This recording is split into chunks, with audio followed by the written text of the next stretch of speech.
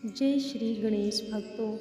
आज से पौष माह शुरू हो गया है और बुधवार का ही दिन है, तो श्री गणेश कीजिए पौष मास में। और गणेश अथर्व शीर्ष जरूर सुनिए। जिनको असफलता मिल रही है ज़िंदगी में, उनको सफलता मिलेगी। जिनके काम रुके हुए हैं उनके काम होंगे। तो शुरू करते हैं अथर्व शीर्ष हिंदी में। तो हे गणेश जी, आपको परिणाम है। आप ही प्रत्यक्ष तत्व हो, आप ही केवल करता हो, आप ही केवल धरता हो, आप ही केवल हरता हो, दुख हरने वाले हो। निश्चय पूर्वक आप ही इन सभी रूपों में विराजमान ब्रह्मा हो। आप साक्षात नित्य आत्मा स्वरूप हो। मैं न्याय संगत बात कहता हूँ, मैं सत्य कहता हूँ।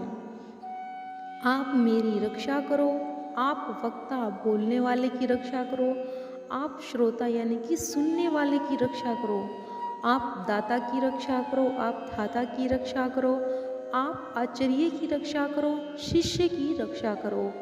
आप आगे से रक्षा करो, पीछे से रक्षा करो, पूर्व से रक्षा करो, पश्चिम से रक्षा करो, उत्तर से रक्षा करो और दक्षिण से रक्षा करो। आप ऊपर से रक्षा करो, नीचे से रक्षा करो। आप सब ओर से मेरी रक्षा करो। और जो ये अथर्व से सुन रहा है, आप उन सब की रक्षा करो। आप वांग्मय हो, आप चिंतामय हो, आप आनंदमय हो, आप ब्रह्ममय हो, आप सच्चिदानंद हो और अद्वितीय, जिसके अलावा कोई दूसरा नहीं हो। आप ज्ञानमय हो, विज्ञानमय हो, आप प्रत्यक्ष करता हो, आप ही ब्रह्मा हो। सारा जगत आपसे उत्पन्न होता है, सारा जगत आपसे सुरक्षित रहता है, सारा जगत आप में लीन रहता है, सारा जगत आप ही में प्रतीत होता है। आप ही भूमि, जल, आकाश, अग्नि हो। आप चार प्रकार की वाणी हो। तुम तीनों गुणों सत्व राज तम से परे हो। तुम तीनों अवस्थाओं से परे हो। तुम तीनों देह से परे हो। तुम तीनों काल भूत वर्तमान भविष्य हो। तुम मूल धारा चक्र में स्थित हो। तीनों शक्तियों संकल्प शक्ति, उत्साह शक्ति और ज्ञान शक्ति में तुम ही हो। सभी योगी नित्य तुम्हारा ध्यान करते हैं। तुम ब्रह्मा, विष्णु और रुद्र हो। तुम इंद्र हो, तुम अग्नि हो, तुम वायु हो, तुम सूर्य हो, तुम ही चंद्र हो, तुम ही ब्रह्म और तुम ही त्रिपादी भू भव और स्वा हो।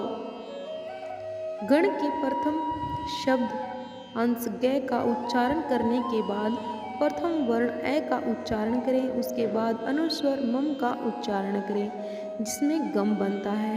इसके बाद इसे अर्धचंद्र से सुशोभित करें और तार से इसे बंधाएं।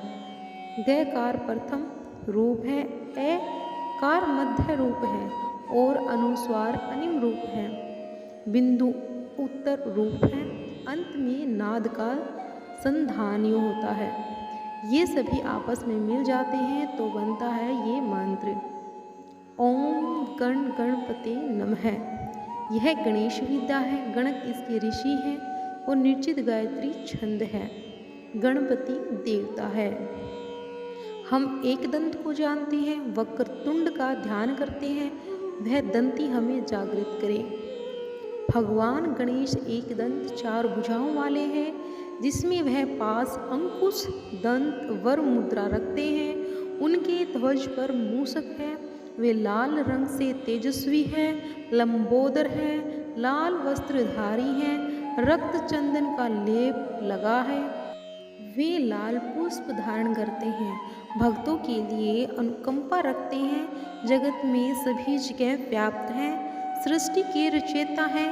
वह प्रकृति और पुरुष से भी पहले आविर्भूत हुए हैं और अच्युत हैं। जो इनका ध्यान सच्चे हृदय से करते हैं, वे महायोगी हैं।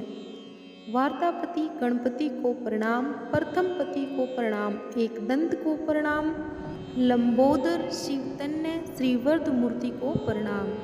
हम श्री गणेश का ध्यान करते हैं, जो गणों के नायक, देवता तथा अध्यक्ष हैं। जो गुणों के विग्रह हैं, गुणों द्वारा मंडित हैं, गुणों के अधीश हैं और गुणों के परे हैं। आप तीनों गुणों के, तीनों अवस्थाओं के, तीनों काल के, तीनों शरीर के परे हैं। हे गणों के स्वामी, हम आपका हवन करते हैं। कवियों में श्रेष्ठ कवि और सभी से तेजस्वी हैं, मंत्रों के राजा, मंत्रों में अग्रिम हैं। हम आपका आह्वान करते हैं। हमारी स्तुतियों को सुनते हुए पालनकर्ता के रूप में आप इस सदन में आसीन हो। आप संपूर्ण जागरूकता हो। आप सर्वोच्च ज्ञान और प्रज्ञता से भरे हुए।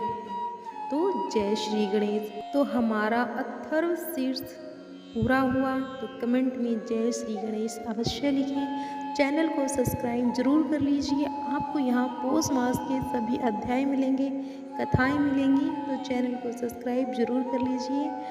सुनने के लिए धन्यवाद। जय श्री गणेश।